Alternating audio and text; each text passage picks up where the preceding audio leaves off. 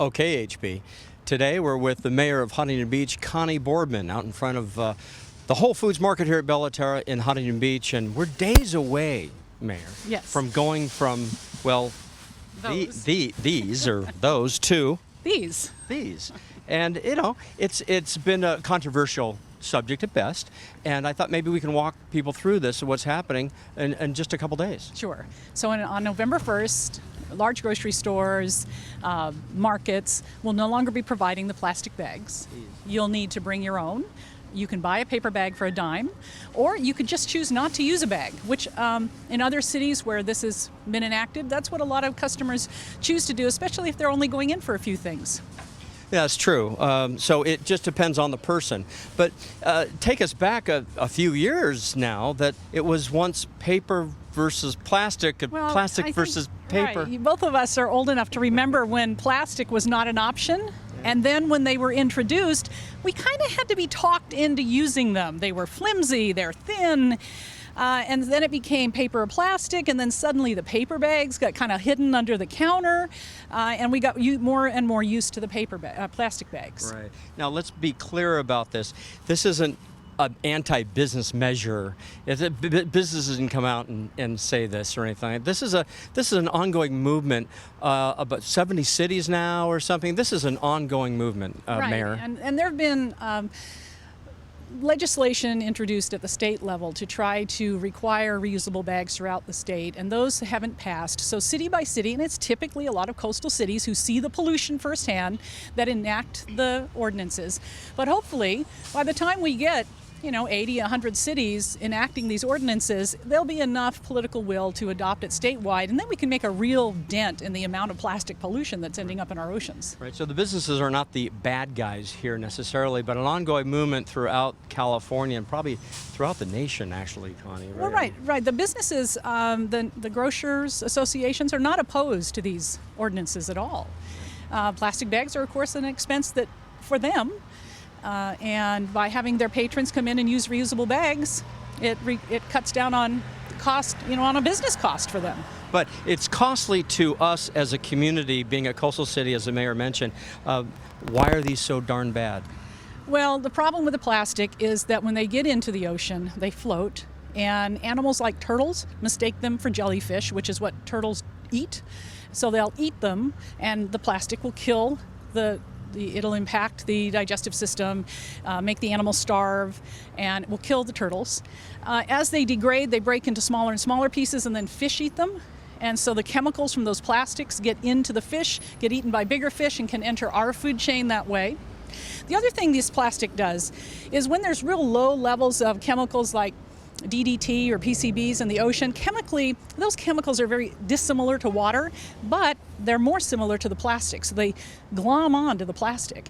And there have been studies to show that the level of toxins on these little pieces of plastic can be 100,000 times higher than in the surrounding water. So then a little fish comes by and eats it, and it's consuming a much higher amount of toxins than it would otherwise. So it's an ocean health issue, it's a litter issue, it's a public health issue. Right. And an issue that came up with these bags is that you got to wash them once in a while, right? I mean, you want to maintain these new bags. Well, sure, and especially like the canvas bags you can easily wash. These can be easily rinsed out with soap and water. Okay. But the other thing you got to keep in mind is the ordinance doesn't affect the smaller produce bags or the bags you can put around meat.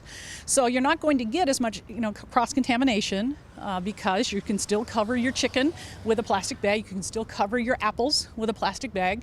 And that way, as they're mixed around in this bag, just like as if they were mixed around in one of those bags, Right. after you've purchased the product, they're not going to get contaminated. Right. And the smaller stores, too, based on gross amount and volume, are not even affected by the plastic bag ban. Right. Is that correct? Right. Yeah. So it's all about moving towards the future and taking care of our community as a whole, Mayor. Well, sure, and the people of Huntington Beach have always been really supportive of a clean ocean, high quality of life with low litter, and clean beaches. And this plastic, one of the reasons that it even came to the council was because the council member that brought it forward is a sailor And sailors report that this is the most common kind of trash they see in the ocean. Amazing.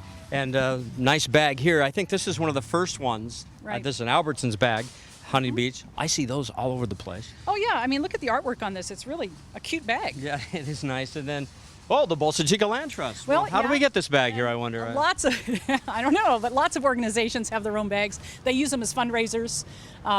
So, you know, as you purchase bags like this from a nonprofit, you're helping the nonprofit and providing yourself with a reusable bag. Exactly, and there's more, of course. Oh, yeah. This, I think, is a Whole Foods Yep, one. this is a smaller one. I use this to bring my lunch to work, as well as, you know, small when I'm just going after a couple things. And then Trader Joe's has these ones that are kind of insulated so that, you know, if you're buying cold stuff, it stays cold till it gets to your freezer.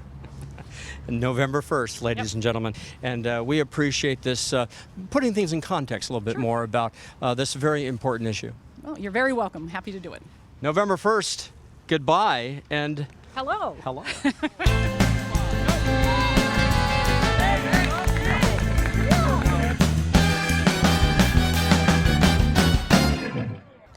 Okay, HB, let's take a look at one of the fastest growing business models going on today. We're at the beach. We're in the sand of Huntington Beach with Beach City Sports. That's right. We've got Brooke and Sam, and this is cool. We're getting out, we're being social, and there's a business connection to the whole thing. Yep. Yes, it is. Absolutely. We try to stay as organized as possible, but really give it that beach feel, having a good time, getting out on Saturdays, something to do, ton of people, good friends, great weather, and once again, an organized model to actually keep people coming back. That's right. So we actually have today, we have football, but you do other sports too, right? Yes, we do beach soccer, men's basketball, and co-ed dodgeball. Now let's see how we get connected now to the business model. Sam, explain how we connect to businesses. Well, what we like to do is, since we have such a nice audience and a local audience as well, we try to help out local businesses. And this is where really Brooke comes into play, by just making sure that we get their name out as well, trying to get them some sort of business, and really just getting people in this area familiar with Huntington Beach and basically Orange County, which we love.